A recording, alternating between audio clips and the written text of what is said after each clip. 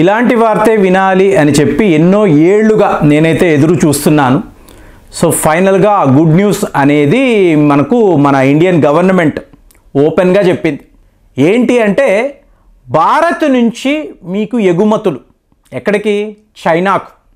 ఎప్పుడు కూడా మీరు ట్రేడ్ డెఫిషియన్సీ అన్నారనుకోండి, చైనాకు మనకు చాలా తేడా ఉంటుందండి. మనము ముడి సరుకులు, మందులకు కావలసిన ముడి సరుకులు, అలాగే ఎలక్ట్రానిక్ కాంపోనెంట్స్, మీకు స్పేర్ పార్ట్స్, ఇవన్నీ మనము చైనా నుంచే కొనుక్కుంటాం. అంటే చైనా వాళ్ళు అక్కడ ఎక్స్పోర్ట్ చేస్తే మనము ఇక్కడ ఇంపోర్ట్ చేసుకుంటాం. మీరు ఎక్స్పోర్ట్ చేస్తున్నారు అంటే మీకు డబ్బు వస్తుంది, మీరు ఒకవేళ ఇంపోర్ట్ చేసుకుంటున్నారు అంటే మీకు ఖర్చు అవుతుంది. సో ఇది కదా సూత్రం. సో ఇవాళ ఫర్ ద ఫస్ట్ టైం ఈ వార్త విన్నప్పుడు చాలా బాగా అనిపించింది. ఈ యాపిల్ కార్పొరేషన్ అని చెప్పి ఒక సంస్థ చెప్తారు చూసారా, మీ దగ్గర యాపిల్ ఐఫోన్లు ఉంటాయి. మీకు 3 ట్రిలియన్ వాల్యూ ఉండే కంపెనీ అండి. 3 ట్రిలియన్ అమెరికన్ డాలర్స్ అంటే యునైటెడ్ కింగ్డమ్, ఫ్రాన్స్ లాంటి దేశాల కన్నా వీళ్ళ జీడిపి ఎక్కువ. ఒక కంపెనీ వీళ్ళ జీడిపి అంటే వీళ్ళ యొక్క business turnover 3 trillion American dollars.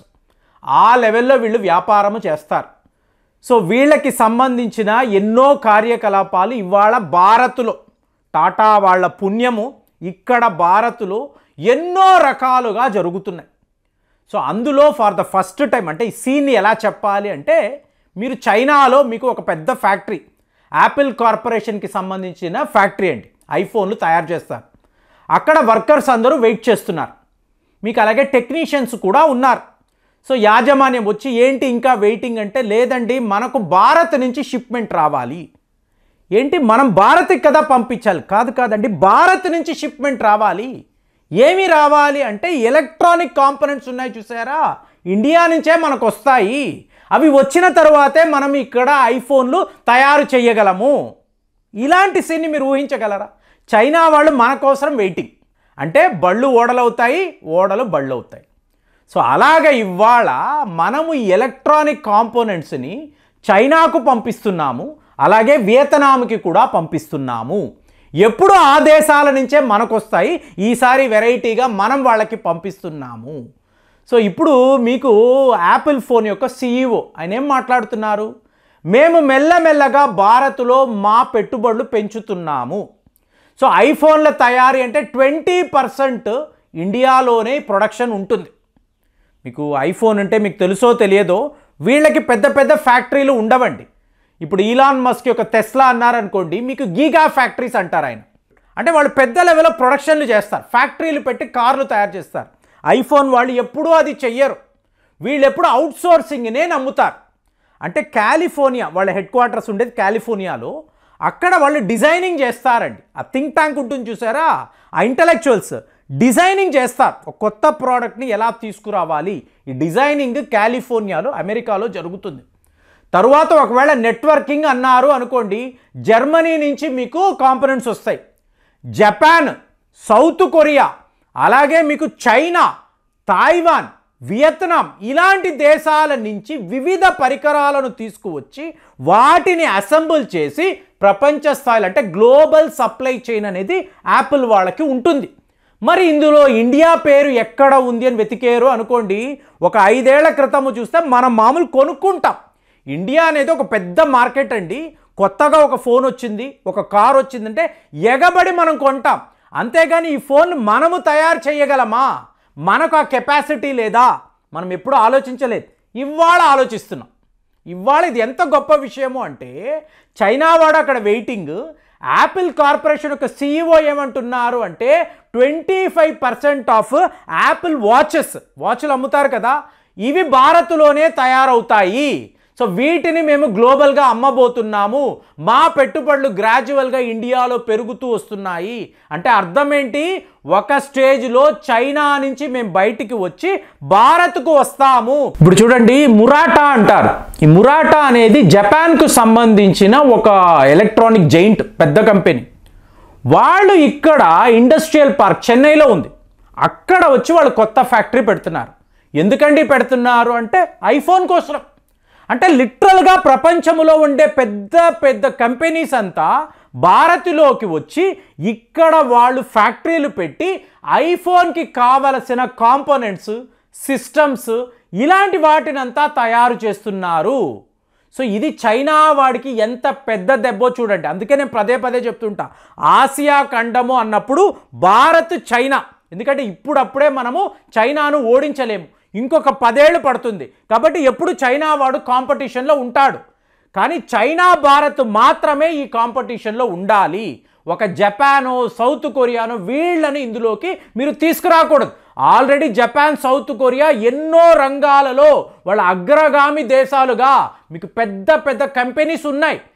కానీ వాళ్ళను మీరు ఒక మెయిన్ సినారియోలోకి తీసుకురాకుండా ఉండాలి. ఇలా స్పేర్ పార్ట్స్ ఇవో తయారు చేస్తే ఓకే, కానీ యాపిల్ కార్పొరేషన్ మేము జపాన్లో ఫ్యాక్టరీ పెడతాము, సౌత్ కొరియా పెడతాము, ఇలా వాళ్ళు మాట్లాడకూడదు.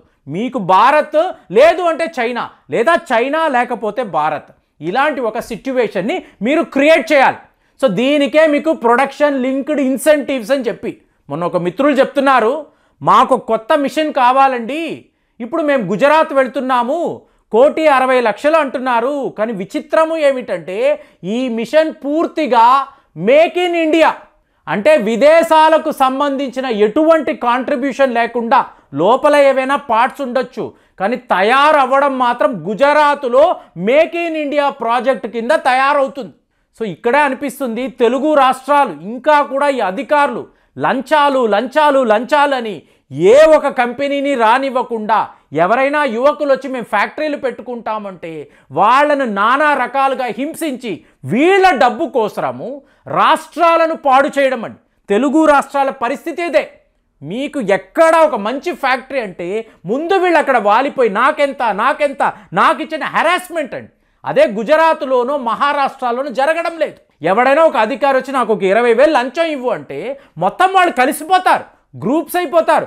నేరుగా మంత్రి గారి దగ్గరికి వెళ్ళి ఏంటండి మీ పాలన, ఏంటి మీ ప్రభుత్వం, అక్కడ వాడొచ్చి లంచం అంటున్నాడు, మేమేమో దేశము కోసరము ఇక్కడ మీకు సెంట్రల్ గవర్నమెంట్ ఇస్తున్న ఈ స్కీముల కోసరము ఈ ఇన్సెంటివ్స్ కోసం కష్టపడుతున్నాం అంటే మన జీడిపిలో ఒక వాటా అన్నారు అనుకోండి, ఒక గుజరాత్, ఒక మహారాష్ట్ర, ఒక తమిళనాడు. ఎందుకో మీకు తెలంగాణ కనిపించదు, ఆంధ్రప్రదేశ్ కనిపించదు, కానీ లంచాలు అన్నప్పుడు వీళ్ళే ముందు అక్కడ ఉంటారు. ఈ అధికారులే ఉండి మీకు ఈ హెరాస్మెంట్ అంతా చూపిస్తారు. ఎంతమంది మిత్రులు ఏంటండి ఈ రాష్ట్రము, ఏంటిది ఇలా ఉంది, ఒక్క చిన్న పని చెయ్యాలి అంటే నాకెంత ఇస్తావు, నాకు ఇది ఎప్పుడండి మారుతుంది? ఏది విదేశాల్లో నుంచి భారత్లోకి వచ్చి మేము ఇలా కంపెనీలు పెట్టుకోవాలి అంటే ఇదా వీళ్ళ తీరు? మళ్ళీ గుజరాత్లో ప్రాబ్లం లేదండి, భారత్ అంతా ఇలాగే ఒకప్పుడు మాట్లాడేవాళ్ళం కాదండి. గుజరాత్లో మహారాష్ట్రలో అలాంటి సిట్యువేషనే లేదు. అక్కడ లంచము అంటూ మాట్లాడితే వ్యవహారం సీరియస్ అయిపోతుంది. మరి ఇక్కడ ఎందుకు వీళ్ళు చేయలేకపోతున్నారు? ఇవాళ టాటాస్ ఏం మాట్లాడుతున్నారో చెప్పమంటారా? ఐఫోన్కి సంబంధించిన ప్రతి ఒక్క పరికరం కూడా మేము ఇక్కడ భారత్లో తయారు చేస్తాము. ఇందులో ఏంటి, ఎయిర్ పాడ్స్ అంటారు, మ్యాక్ బుక్స్ అంటారు, అలాగే మీకు ఐఫోన్కి సంబంధించిన వాచులు, ఐఫోన్లు సర్వము ఇక్కడే భారత్లోనే మేము తయారు చేస్తాము. ఈ ఎలక్ట్రానిక్ పరికరాలంతా టాటా ఎలక్ట్రానిక్స్లోనే మీకు తయారవ్వడము. అలాగే వీళ్ళకి మాత్రం కాదండి, ఇప్పుడు చూడండి ఫాక్స్కాన్ అని చెప్పి తైవాన్కి సంబంధించిన దిగ్గజ సంస్థ, చాలా గ్రేట్ కంపెనీ. వాళ్ళలాగే ఒక ఫేస్బుక్ అనండి, మైక్రోసాఫ్ట్ అనండి, డెల్ అనండి, శాంసంగ్ అనండి, మీకు యాపిల్ కార్పొరేషన్, వీళ్లకు సంబంధించిన పరికరాలంతా కూడా టాటాస్ ఇక్కడే భారత్లోనే తయారు చేయబోతున్నారు. అలాంటి ఒక సిట్యువేషన్ని మేము తీసుకురాబోతున్నామంటే వినడానికి ఎంత పెద్ద వార్త చూడండి. ఇక్కడే ఇప్పటి వరకు ఇంపోర్ట్ చేసుకున్న దేశము ఎక్స్పోర్ట్స్లో నంబర్ 1 పొజిషన్కి వెళ్ళడానికి నానా తిప్పలు పడుతూ ఉంటే మన రాష్ట్రాల్లో ఇంకా కూడా ఈ లంచాలు వీటిలోనే కూరుకుపోయిన అధికారులు, వీళ్ళకి మన స్టేట్స్ గురించి ఎటువంటి బాధ్యత లేదు.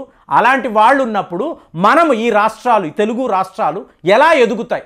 మీరు ఆలోచించండి. అసలు మీకు ఎలా అనిపించింది, మీ అభిప్రాయాలు ఎలా ఉన్నాయి కామెంట్స్లో తెలియజేయండి. మళ్ళీ వచ్చే వీడియోలో కలుద్దాం.